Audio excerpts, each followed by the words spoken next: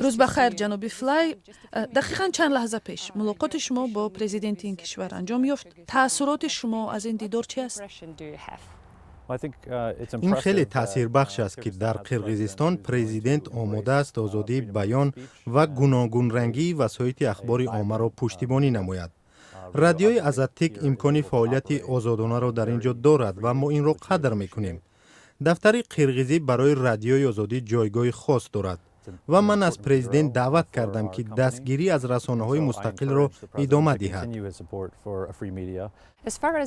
تا جای ما میدانیم شما در گرفتن روابط با تاجیکستان مشکل داشتید. مقامات قرقیزستان سفر شما را چگونه قبول کردند؟ مقامات این کشور به نهایت مهمان نواز بودند. این هم باز یک شهادت فعالیت موفق بخش قرقیزی رادیوی آزادی است. این از باز بودن سیاستمداران و جامعه قرقیزستان دلالت می‌کند. در قیاس با ژورنالیستان کشورهای همسایه، ژورنالیستان در قرقیزستان می‌توانند بدون هراس داشتن از آنکه بازداشت می‌شوند و یا تهدید می‌گردند، کار خود را انجام می‌دهند. نتیجه های ملاقات شما با سورونبای جینبکوف چگونه بود؟ نگرانی اساسی من در اینجا در بیشکک بیشتر در مورد تلاش برای کاهش دادن اهمیت تحقیقات ژورنالیستی بخصوص در سمت کروپسی است. به اندیشه من همکاران ما ناعادلانه مورد حمله لفظی رسانه‌های دیگر قرار گرفتند. ما از آن نگران هستیم که در فضای مطبوعاتی قرقیزستان حمله ها هرچی بیشتر می شود. اما صرف نظر از همه این ما به انجام تحقیقات های جدی و فاش نمودن کروپسیا ادامه خواهیم داد.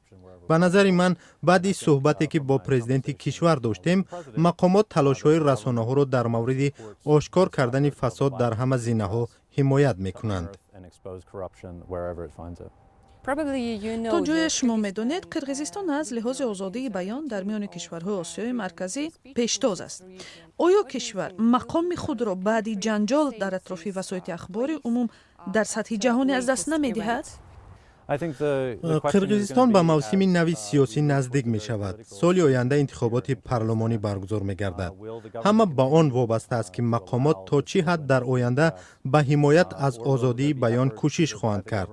آیا آنها به منفعت دولت خدمت می کنند و یا تلاش خواهند کرد که به خاطر منفعت شخصی کاری وسایط اخبار عموم را ضعیف نمایند؟ از نگاه من برای قرقیزستان به نهایت مهم است که در آینده نیز در منطقه مقام خود را به حیث کشوری دارای آزادی بیان و امکانیت مکالمه باز با مقامات حفظ نماید.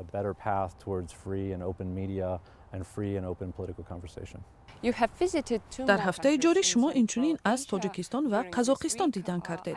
از این سفرهایتان قناعتمند هستید؟ من در این سفر به این کشورها امکان گفتگو با ژورنالیستان رادیوی آزادی را داشتم. باید اقرار شد که وضع این کشورها ما را بیشتر از همه نگران کرده است.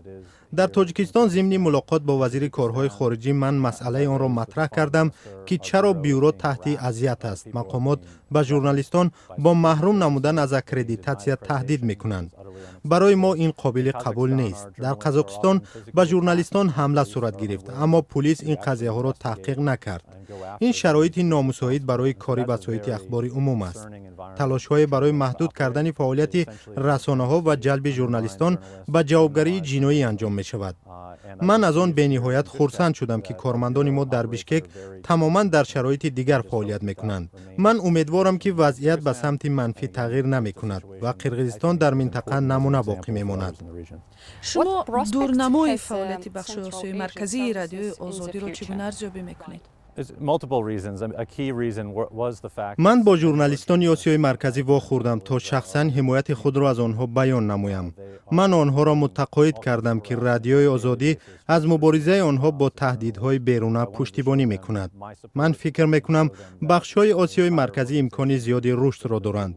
من امیدوارم در منطقه‌ای که دسترسی به پایگاه رادیو آزادی محدود بود در آینده آن باز خواهد شد.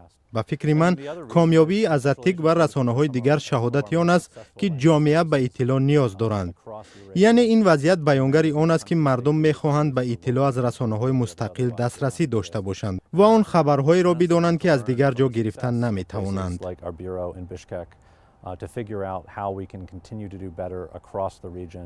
And so I felt it was important to come here on my first trip.